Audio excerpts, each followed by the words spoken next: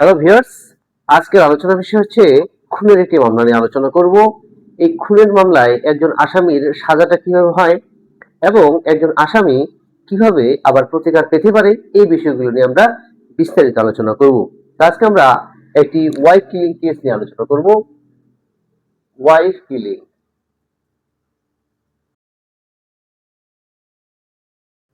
বলতে পারি স্ত্রী হত্যা বা খুন। এই ওয়াইফ কিলিং যখন চলে আসে তখন পিনাল কোডের সেকশন 302 চলে আসে, যেটি হচ্ছে সেকশন 3EC। এখন প্রশ্ন হচ্ছে সেকশন 302 আসবে কিনা, কিভাবে আমরা বুঝবো? খুনটাকে, এই মার্ডারটাকে আমরা দুই ক্যাটাগরিতে নিতে পারি। একটি হচ্ছে নট মার্ডার, যেটাকে আমরা সেকশন 299, আবার হচ্ছে সেকশন 304। আরেকটা হচ্ছে মার্ডার, এটা হচ্ছে সেকশন 302। এর সাথে সেকশন 300 PC। আমরা এখন মার্ডার নিয়ে আলোচনা করব, যে মার্ডারে কি ধরনের বিষয়বস্তুগুলো থাকবে।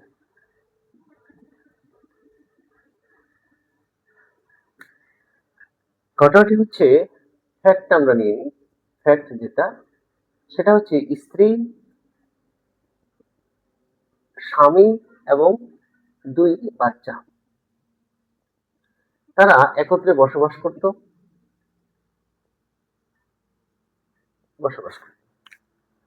এবং এই স্বামী যৌতুকের জন্য, যৌতুক না যে কোনো ভাবে টাকা দাবি করে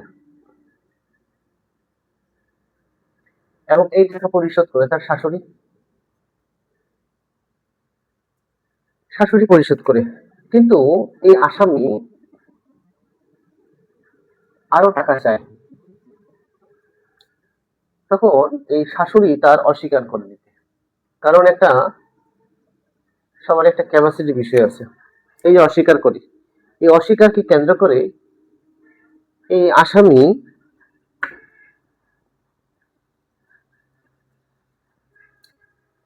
আসামি তার বাড়িতে ডাকে। আসামি এবং তার স্ত্রী এবং 2 বাচ্চা, সাথে হচ্ছে শাশুড়ি আর হচ্ছে শ্যালিকা। এই আসামি তার স্ত্রীকে দিয়ে বলে যে তাদেরকে টাকা পয়সা দিলাম, তারা যেন বাজারে বাচ্চাদের জন্য কাপড় চোপড় আনতে যায়। এই কাপড় আনতে যায় এবং এসে ফিরে দেখতেছে যে আসামি সে বাসায় নেই, আর স্ত্রী হচ্ছে বালতির পানিতে মাথা ডুবে আছে এবং সে মৃত। 2 বাচ্চা কাঁদতেছে। এটি হচ্ছে ঘটনা। তো এই ঘটনাকে কেন্দ্র করে ট্রায়াল কোর্ট আসামিকে যাবজ্জীবন সাজা দেয়। কেন সাজা দেয়? বলছে যে সাক্ষ্য প্রমাণে আসামি দোষী। তারা এই আসামি পক্ষ জেল আপিল করে এবং হাইকোর্টে আপিল করে। হাইকোর্টে আপিল করলে হাইকোর্ট আবার কি করলো? হাইকোর্ট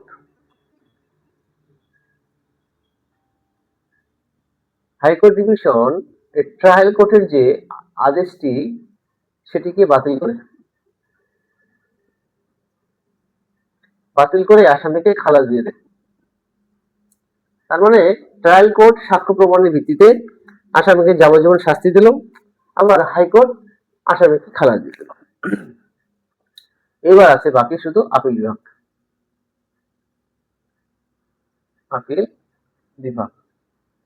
আপিল বিভাগ বলছে, আমরা আপিল বিভাগের বিষয়টি একটু আলোচনা করে দেখি যে আসলে আপিল বিভাগ কি বলেছে।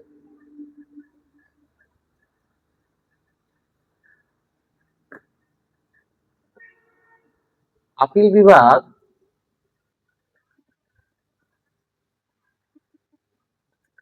এই ট্রায়াল কোর্টের যে রায়টি ছিল সেটিকে বহাল রাখলো। বহাল রাখে এবং হাইকোর্টের যে রায়টি সেটিকে বাতিল করে। প্রশ্ন হচ্ছে যে হাইকোর্ট বলেছিল যে এফআইআর এজাহার 161, 164, এমসি,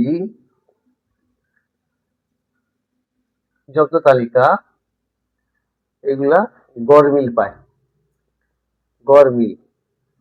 তার জন্য হাইকোর্ট ডিভিশন খালাস দেয়। এবার অ্যাপিল ডিভিশন বলছে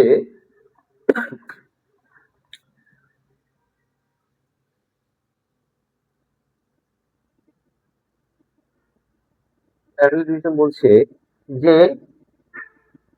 সামান্য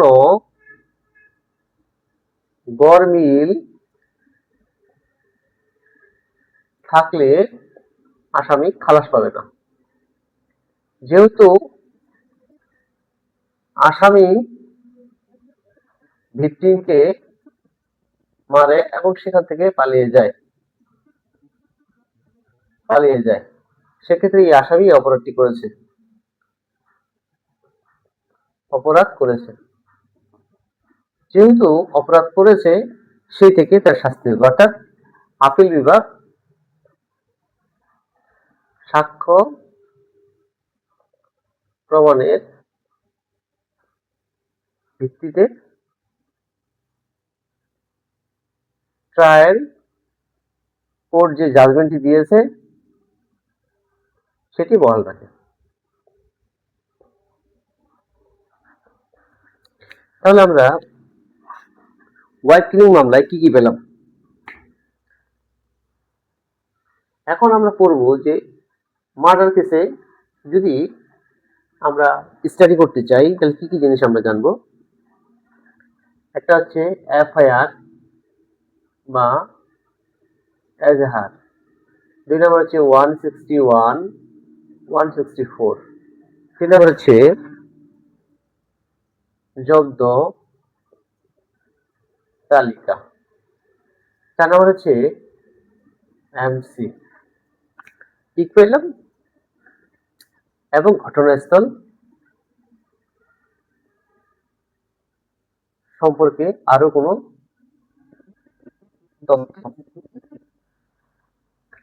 এখন এই জব্দ তালিকা যদি আমরা পড়তে যাই, জব্দ তালিকা, তাহলে এটি হচ্ছে সেকশন 103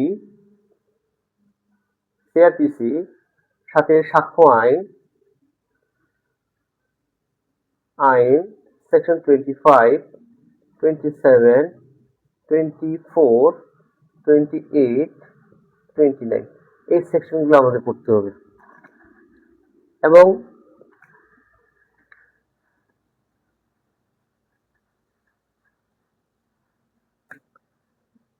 পেনাল কোডের সেকশন 320, 300, 299, 304, 109, 34, 120 এ এগুলো করতে হবে। এখানে ক্রিমিনাল প্রসিডিং থাকতে পারে কনস্পাইরেসি। তাহলে এই ছিল আমাদের আজকের আলোচনার বিষয়। এখন যারা বার কাউন্সিলে এমসিকিউ পরীক্ষা দিবেন বা রিটেন পরীক্ষা দিবেন তাদের ক্ষেত্রে কি ধরনের বিষয়গুলো আসবে?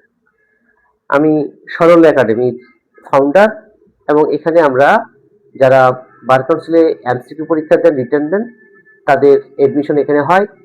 এবং যারা এর আগেও যদি ফেল করে থাকেন সেক্ষেত্রে আমার এই প্রতিষ্ঠানে আসলে আমরা অবশ্যই আপনার পাশে থাকব এবং আপনার যে ফাউন্ডেশন সেটাকে সঠিকভাবে গড়ে এবং আপনাকে শতভাগ পাশের নিশ্চয়তা দেওয়ার জন্য আমাদের পক্ষ থেকে আমরা শতভাগ চেষ্টা করব যাতে আপনি প্রথমবারই এখান থেকে বের হয়ে যান। তার মানে আপনাকে পাশ করা আমাদের উদ্দেশ্য এবং দায়িত্ব। 302 কি ভার্সেস 299, 304, 300, 299। ফোন হতে হলে কি লাগবে? আমরা জানি গুরুতর আঘাত, সেকশন 320। এইভাবে পড়তে হয়। যদি আপনি এইভাবে অ্যানালাইসিস করেন বা বিশ্লেষণ করেন, তাহলে আপনার ধীরে ধীরে পরিবর্তন হবে। যারা শিক্ষানবিশ আইনজীবী রয়েছেন, শিক্ষানবিশ